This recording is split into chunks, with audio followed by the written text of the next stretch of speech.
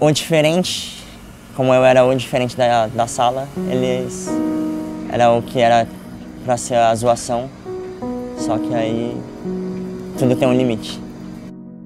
Era fanho, bocão, cepacol, tudo que era ligado à boca ou à voz era o que normalmente era utilizado.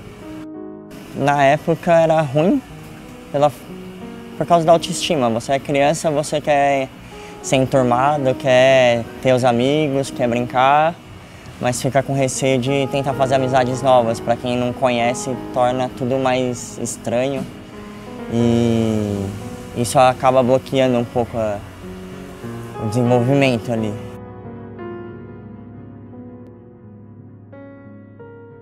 Meu nome é Gustavo Fiaschi, tenho 25 anos, sou de Santo André. Nasci com fissura unilateral lábio-palatina, né? Fissura lábio, gengiva, céu da boca até o começo da campainha. O bullying é um fenômeno social que, na verdade, existe muito anteriormente ao fato de ter recebido essa denominação, né? São comportamentos agressivos, injustificados, repetitivos, em relação a pessoas que não fizeram nada para provocá-los, né? Então pode ser uma agressão verbal, pode ser agressão física, psicológica, virtual, né? O cyberbullying, que também hoje é muito comum.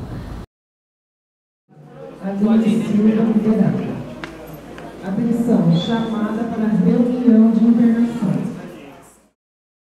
Os nossos pacientes, pelas dificuldades que eles apresentam em relação à estética e à comunicação, são vítimas fáceis de bullying, né? Principalmente no ambiente escolar. Na minha época escolar, no período escolar, ensino fundamental, tive alguns problemas. Na escola que eu estudava, não tive tanto apoio assim. As crianças apelidavam, apontavam, tiravam sarro, faziam brincadeiras. E nessa escola onde eu estava não tinha tanto apoio. Falei com os meus pais, foi levado à direção da escola. Porém, eles falaram que não podiam fazer nada no momento porque eram apenas crianças, eram apenas brincadeiras. Acabei trocando de escola, indo para uma escola particular, onde lá eu tive um apoio maior, tanto da equipe da escola, quanto da família e psicólogos. Da subsede que tem em Santo André, tinha psicólogo e eu frequentava o psicólogo lá.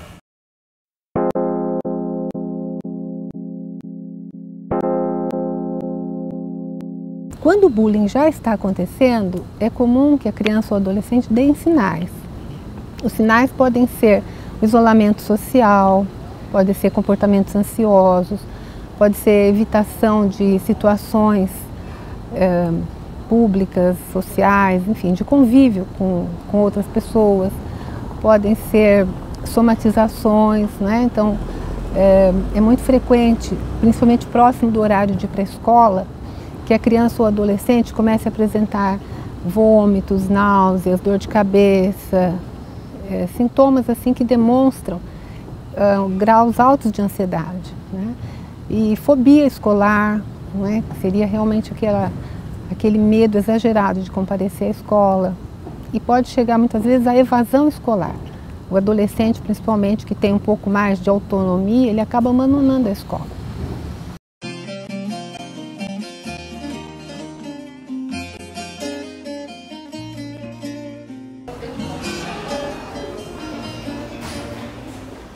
Eles estão querendo saber a sua história. Eles estão querendo saber a sua história. Sabia? A sua história, desde que tu nasceu. Eu sou Lúcio Cardinha, sou pai do Cauê Cardinho.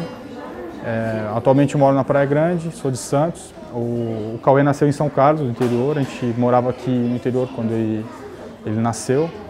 Nós soubemos da fissura dele logo no primeiro ultrassom, né? Teve um momento que ele estudou em período integral e aí tinha um período que ele tinha que mudar de unidade na escola. E nesse período a gente notou que as crianças maiores, como ficavam todos misturados, tinha crianças menores, maiores, esse é o exemplo que a gente está usando. elas acabaram usando isso meio que para tentar constranger, chamavam ele com apelidos que ele não gostavam, e aí, ao perceberem que ele não gostavam, eles faziam mais vezes. Chique você, hein? Dá licença. Já está cansado, não está com muito... Tadinho. Pai, meu nome é Heloísa, tá? Eu sou psicóloga, né? Vamos conversar um pouquinho sobre esse moço aí. Fecha um pouquinho, filho. Cauê vai fazer 8 anos. Cauê segunda-feira completa 8 aninhos. E já passou por algumas situações que a gente não soube como lidar, assim. Não. A criança, numa situação de bullying, geralmente ela acaba se retraindo, se fechando, né? E não expõe com tanta facilidade assim, né? Mas existe uma coisa que ela não consegue esconder, que é o seu comportamento. Ele sempre foi uma criança, em relação a isso, um pouco fechado. Então a gente notou que o comportamento dele começou a ficar mais agressivo, nós começamos a... sempre tivemos próximos, né, tentando ver, então qualquer coisa que mudasse no comportamento dele, para a gente era notável, né? E aí a gente percebeu que realmente ele começou a ficar mais agressivo, começamos a tentar descobrir, coincidentemente mudamos de residência e um dos amiguinhos desses que eram mais velhos, no caso da van lá, acabavam morando no mesmo prédio que a gente. E aí eu conversando até com essa criança e tal, eles acabou me esclarecendo que tinham outras crianças que brincavam, então a gente acabou conhecendo mais a situação, não por ele, mas pelos amiguinhos, até pela escola, tivemos um feedback assim. Quando nós detectamos que a criança esteja vivenciando uma situação de bullying, primeira providência que nós tomamos é entrar em contato com a escola. O nosso contato escolar se faz por meio de uma carta padronizada que nós elaboramos e que nós enviamos para a escola, explicando qual é o quadro que a criança apresenta, qual é o tratamento que é feito aqui. Nós orientamos os pais e quando a situação requer um acompanhamento psicológico mais prolongado, nós fazemos encaminhamento psicológico para a cidade de origem do paciente.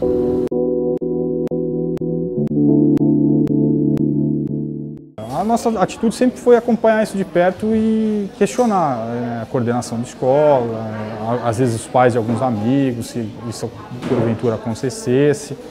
Mas as pessoas a gente sempre tenta deixar bem claro que para a criança, ela vê a cicatriz, alguma coisa, para ela é só um pequeno machucado, é uma forma dele falar que é diferente e que não deixa de ser também similar a uma criança que não tem a fissura, que ele tem amigos da mesma idade e até um pouco mais velho que também tem dificuldades de fala, que precisam de acompanhamento fonoaudiológico, né? Então a gente sempre tenta deixar claro que não é uma questão só da fissura, que é a questão do bullying e dele sofrer com algum tipo de zoação, assim, pode acontecer com qualquer criança. Essa autoestima que os pais têm, essa habilidade de desenvolver nos filhos, vai ajudar pra caramba a criança a tirar de letra numa situação dessa. Os pais têm um papel muito importante, né? Porque a família pode dar um suporte muito adequado, a família pode ajudar a valorizar a criança ou adolescente, né, vítima de bullying, a ressaltar todos os aspectos positivos do seu comportamento, da sua personalidade. Então os pais são conscientizados da importância da atuação deles nesse processo.